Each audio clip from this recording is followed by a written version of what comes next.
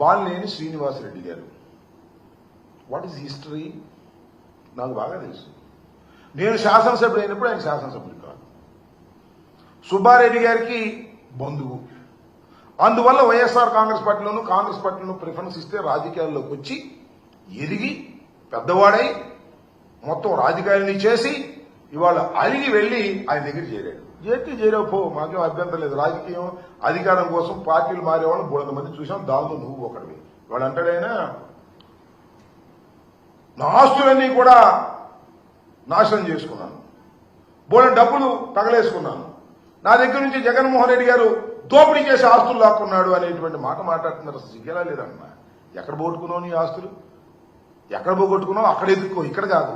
ఎక్కడో పోగొట్టుకుంటావు నువ్వు, అక్కడ ఎదుక్కోవాలి. చాలా మంది చెప్తా ఉన్నారు ఎక్కడెక్కడ పోగొట్టుకున్నావో అక్కడికి ఎదుక్కోవాల్సింది పోయి ఇవాళ పిఠాపురం సాక్షిగా నేను అన్ని నిజాలు చెప్తాను అని జగన్మోహన్ రెడ్డి గారి మీద అవాకులు చవాకులు పేలుతున్నారే, గుర్తుపెట్టుకోండి. దానివల్ల మీకేదో పెరుగుతుంది అనుకోకండి. దానివల్ల మీ క్యారెక్టర్ డౌన్ అవుతుంది.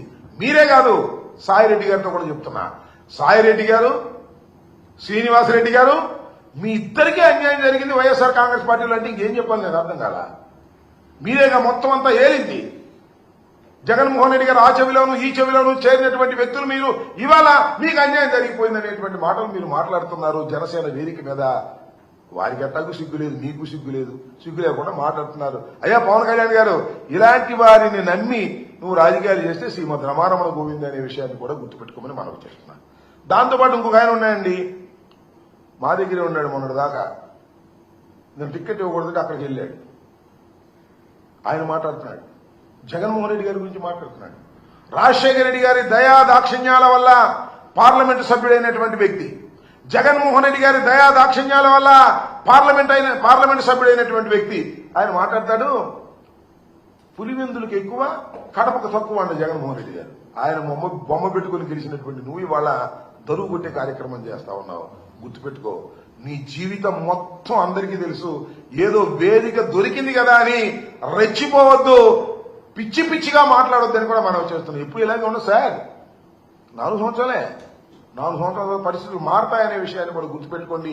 ఇష్టం వచ్చినట్టు మాట్లాడి ఇక్కడేమో దరువు కొట్టడం, అక్కడికి వెళ్లి ఎర్ర కన్నవా వేసుకొని ఇష్టం వచ్చినట్టు పవన్ కళ్యాణ్ గారి దగ్గర మాట్లాడేటటువంటి దుర్మార్గమైన రాజకీయాలు దయచేసి చేయొద్దు.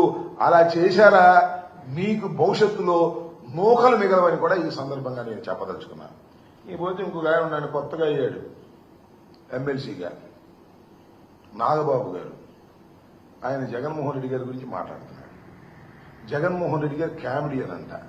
మరి ఈయనేంటో నాకు అర్థం కాల. అయ్యా, నువ్వు, మీ అన్న, మీ తమ్ముడు ముగ్గురు రాజకీయాల్లోకి వచ్చారు. మీ అన్న అట్ట చేసి కాంగ్రెస్ చేరి కేంద్ర మంత్రి అయ్యాడు.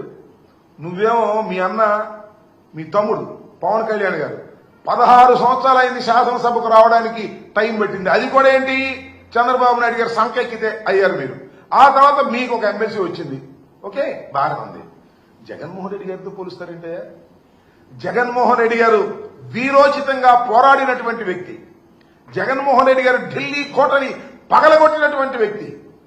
పార్టీ పెట్టిన 10 సంవత్సరాలకే శాసనసభ్యుడిగా కాదు ముఖ్యమంత్రిగా అయి ఈ రాష్ట్రాన్ని 5 సంవత్సరాలు పరిపాలించినటువంటి వ్యక్తి. ఆయన తండ్రికి గాని ఆయనకు గాని భగవంతుడి దయ వల్ల, ప్రజల ఆశీస్సుల వల్ల ఓటమి ఎరుగని ధీరులని మనం చేస్తున్నా. వాళ్ళతో పోల్చుకుంటారండి మీరు, నాకు అర్థం కాల. మీరేదో ఇంకో మాట అన్నాడండి ఎవరు ఒక ఆయన, జగన్మోహన్ రెడ్డి గారంట రాజశేఖర రెడ్డి గారు కొడుకు కాకపోతే ఏమయ్యేవాడు, ముఖ్యమంత్రి అయ్యేవాడు అంటున్నాడు. నాకు తెలియగలుగుతానండి, చిరంజీవి గారు తమ్ముడు కాబట్టి మీరేంటి మీ పరిస్థితి? చిరంజీవి గారు మంచి సూపర్ హీరో అయ్యి, అది కూడా అల్లు రామలింగయ్య గారితో విజయం పొందిన తరువాత మంచి నటుడుగా పేరు ప్రఖ్యాతులు జంచుకున్నాడు. ఆ తర్వాత మీరిద్దరు కూడా ఆయన పేరు పట్టుకుని ముందుకెళ్లారు. మీరు ఇలాంటి మాట్లాడతారు, నాకు అర్థం కాలేదు. రాజశేఖర రెడ్డి గారు గాని జగన్మోహన్ రెడ్డి గారు గాని అత్యంత ప్రజాదరణ కలిగినటువంటి నాయకులు. అత్యంత ప్రజాదరణ ఎలా వచ్చింది? ప్రజలకు సేవ చేయడం ద్వారా వచ్చింది తప్ప సినిమాలో నటించడం ద్వారా వచ్చినటువంటిది కాదు అనేది కాస్త అన్నదమ్ములిద్దరూ తెలుసుకుంటే మంచిదని మనం చేస్తున్నా. ఇవాళ నాగబాబు గారు రెచ్చిపోయి మాట్లాడుతూ ఉన్నాడు. పాపం ఆయన కూడా ఏదో అన్నాడు, ఈయనకి టికెట్ ఇచ్చి వెళ్ళిపోయిన ఆయన కూడా ఏదో అన్నాడు తెలుగుదేశం ఆయన్ని. ఇలా పిచ్చి పిచ్చిగా మాట్లాడటం వల్ల ఏమి ఉపయోగం లేదు. మీరు అడ్డదారిన రాజకీయాల్లోకి వచ్చిన వారు, ఎవరి సంఖ్య ఎక్కి రాజకీయాలు చేస్తున్న వాళ్ళు, మీకంటూ ఒక ప్రత్యేకమైనటువంటి సిద్ధాంతాలు లేనటువంటి వ్యక్తులు మీరు ఇవాళ మాట్లాడుతున్నారు. వస్తారు జనం, అధికారం ఉంది, డబ్బు ఖర్చు పెట్టారు, సినిమా గ్లామర్ ఉంది, వస్తారు జనం, అధికారం ఉంది కదని. ఈ వచ్చిన వాళ్ళందరూ గొప్ప వాళ్ళని, లేదా మీకే పెద్ద ప్రజాబలం ఉందని పప్పులో కాలేయొద్దు. దక్షిణానికి వెళ్తేనంట, మన ఉత్తరాదికి వెళ్తేనంట అందరూ ఫోటోలు దిగుతున్నారంట పవన్ కళ్యాణ్ గారి గురించి. అందువల్ల అక్కడ కూడా నాకు బ్రహ్మాండంగా ఉంది, ఈ షణ్ముఖ వ్యూహంలో నేను ముందుకెళ్లిపోతాను, దక్షిణాది మొత్తం నాదే అనుకుంటాడు. ఎక్కడికి వెళ్ళిన ఫోటోలు దిగుతారు సినిమా యాక్టర్ అందరూ. ఎక్కడికైనా వెళ్తే ఏమంటే ఫోటో అన్నీ అంటారు. ఇక నీ అభిమానులు అయిపోతారా? నీ రాజకీయాలు ఫాలో అయిపోతారా? గుర్తుపెట్టుకోమని మనవి చేస్తున్నా. ఈ విధంగా పవన్ కళ్యాణ్ గారు జనసేన పార్టీ దిశ లేకోకుండా నిన్న నిర్వహించినటువంటి ఈ జయకేతనం జనం బాగా వచ్చారని అంటున్నారు. చివరిలో పవన్ కళ్యాణ్ గారు మాట్లాడేటప్పుడు వెళ్ళిపోయారని కూడా అంటారు. ఇసుగు పుట్టేది ఏమి లేదు, ఇసుగు పుట్టి వెళ్ళిపోయారు. కాబట్టి మీరు ఏదైతే చెప్పాలని ప్రజలకు అనుకున్నారో అది చెప్పలేకపోయారు. కారణం ఏంటంటే మీ దగ్గర సరుకు లేదు. కేవలం చంద్రబాబు నాయుడు గారికి భజన చేసేటటువంటి కార్యక్రమం, చంద్రబాబు నాయుడు గారి భజన బృందంగానే మీరు తయారయ్యేది నిజమైనటువంటిది. దాన్ని ప్రజలు గమనిస్తున్నారు. ఇవాళ కావచ్చు రేపు కావచ్చు గమనిస్తారు. కాపులు కూడా గమనిస్తారు. అయ్యా కాపులందరూ అనుకుంటున్నారు ఎవడో ఒక మా కులంలో ముఖ్యమంత్రి అయితే బాగుంది అనుకుంటున్నారు. అదేదో పవన్ కళ్యాణ్ గారి ద్వారా అవుతుందేమో అనుకుంటున్నారు. పవన్ కళ్యాణ్ గారి ద్వారా అయ్యేటటువంటి శక్తి పవన్ కళ్యాణ్ గారికి లేదు అనే విషయాన్ని మీరు నిదానంగా తెలుసుకుంటారు. సినిమా క్లైమాక్స్ లో తెలిసింది ఆయన పనిచేయడానికి రాలేదు.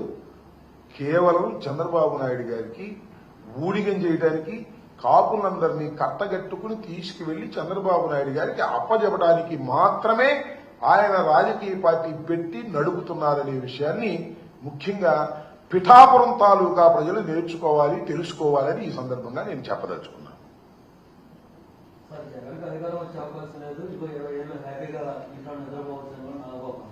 నాగబాబు గారు కళ్ళగంటున్నాడు, అంతకు మించేం లేదు. కళ్ళగంటం ఆయనకు సరదా అనుకుంటాను. నాగబాబు గారు బాగా కలలు కనేటువంటి పరిస్థితిలో ఉన్నాడు. ఎందుకంటే అర్ధంతరంగా ఎమ్మెల్సీ అయిపోయాడు కదా తమ్ముడు వల్ల. అందువల్ల అందరూ కూడా ఎవరు అధికారంలోకి రారు, మేమే 30 సంవత్సరాలు ఉంటాం, మేమే 20 సంవత్సరాలు ఉంటాం అనేటువంటి కలలు నాగబాబు గారు కంటున్నారు. ఆ కలలన్నీ కూడా కలలవుతాయి. ఆయనే తెలుసుకుంటాడు రాబోయే కాలం. ఇప్పటికే ప్రజా వ్యతిరేకత పెరిగింది. అసలు పవన్ కళ్యాణ్ గారు అనే వ్యక్తి చాలా నిస్వార్థ జీవి, ప్రజల కోసం పోరాడతాడు అని బిల్డప్ ఇచ్చారు. నీకు ఎమ్మెల్సీ ఉండగానే అర్థమైపోయింది ఆయన ప్రజల కోసం పోరాడే మనిషి కాదని, కుటుంబం కోసం పోరాడే మనిషి అని.